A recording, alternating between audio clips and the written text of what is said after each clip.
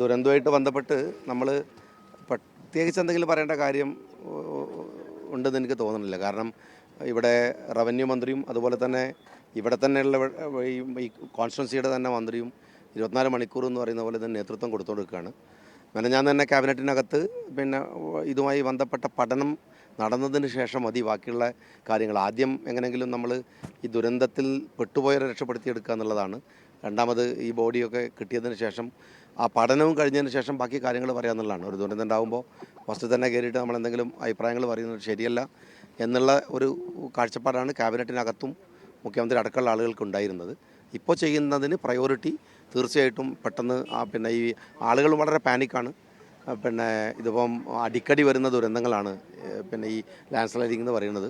അപ്പോൾ വയനാട്ടിലെ തന്നെ പൊതുവിൽ വയനാട്ടിൽ ഉണ്ടാകാവുന്ന എല്ലാ വർക്കുകളും വയനാടിനെ പ്രത്യേകമായി എടുത്തിട്ട് തന്നെ പരിശോധനകൾ നടത്തേണ്ടതുണ്ട് എന്നുള്ള ഒരു നിരീക്ഷണമാണ് ക്യാബിനറ്റിന് ഉണ്ടായിട്ടുള്ളത്. അപ്പോൾ അതുകൊണ്ട് അത്തരത്തിലുള്ള ഒരു പഠനവും അത്തരത്തിലുള്ള ഇനി ഒരു തുടർ രീതികളുമായിരിക്കും ഗവൺമെൻറ് ഈ വിഷയത്തിൽ സ്വീകരിക്കുക. ഏതായാലും ഞാനതിനെക്കുറിച്ച് കൂടുതൽ കമൻറ്റുകൾ പറയേണ്ട ആവശ്യമില്ല. എന്നെക്കാൾ സീനിയറായിട്ടുള്ള മന്ത്രിമാരൊക്കെ ഇവിടെ ക്യാമ്പ് ചെയ്തിട്ട് കാര്യങ്ങൾ ചെയ്തുകൊണ്ടിരിക്കുന്നുണ്ട്. അല്ല, അങ്ങനെ ഒരു പുനഃപരിശോധനയൊന്നുമല്ല പറയുന്നത്. ഈ പഠനം വന്നതിന് ശേഷം അല്ലാതെ ഈ വിഷയത്തിൽ ഒരു കമൻറ്റ് ചെയ്യാനും ഒരു അഭിപ്രായം പറയാനുമില്ല. കാരണം വിദഗ്ധരായ ആളുകളുടെ അഭിപ്രായമാണ്. നമ്മൾ വന്നിട്ട് വെറുതെ ചുമ്മാ എന്തെങ്കിലും പറയാമെന്നുള്ളതല്ല. ഇതിനകത്ത് ഏറ്റവും വിദഗ്ധരായ ആളുകളുടെ പഠനം ഇപ്പം നിയോഗിച്ചിരിക്കുന്നതും അത്തരത്തിൽ തന്നെയാണ്. അപ്പം അത് കഴിഞ്ഞതിന് ശേഷം അതിനകത്തൊരു കമൻറ്റ് പറയും. ഇപ്പം നമ്മൾ ആവശ്യം നിങ്ങളൊക്കെ കണ്ടുകൊണ്ടിരിക്കുന്നതല്ലേ. ഇപ്പോഴായിരുന്നു നമുക്ക് കിട്ടാനുള്ള ഒരു ബോഡിയുടെ ബന്ധുക്കൾ വന്ന് കാത്തിരിക്കുന്ന സമയം.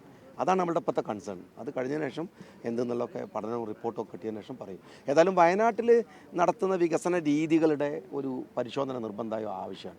പ്രത്യേകിച്ച് വെസ്റ്റേൺ ഗഡ്സുമായിട്ട് ബന്ധപ്പെട്ടൊക്കെ വന്നിരിക്കുന്ന അഭിപ്രായങ്ങളൊക്കെ കൂടുതൽ മുഖവിലക്കെടുത്തിട്ട് തന്നെയായിരിക്കും മുന്നോട്ടുള്ള അഭിപ്രായങ്ങളും മുന്നോട്ടുള്ള പ്രവർത്തനങ്ങളൊക്കെ ഉണ്ടാവുള്ളൂ.